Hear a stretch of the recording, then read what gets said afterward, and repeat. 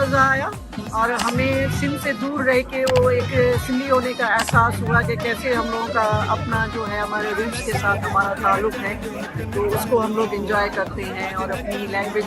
में बात करके और अपनी चीज़ों को बच्चों को बताते हैं कि अजरक की या टोपी की क्या अहमियत है हमारी ज़िंदगी में। जिस वजह से हम लोग आए थे, बच्चों की वजह से आए थे,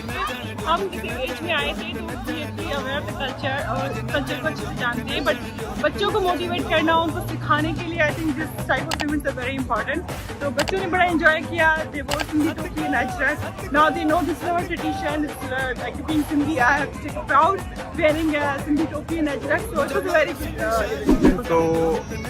I am very proud of my Sindhi heritage, my culture, my language, my history. Every day I am proud of it. लेकिन ये जो एक दिन हम मनाते हैं, इस दिन हम सब मिलके इज्तिमाई तौर पर ये जाहिर करते हैं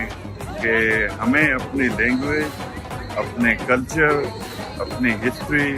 और अपनी हेरिटेज से कितनी मोहब्बत है और हम उसको सेलिब्रेट करते हैं।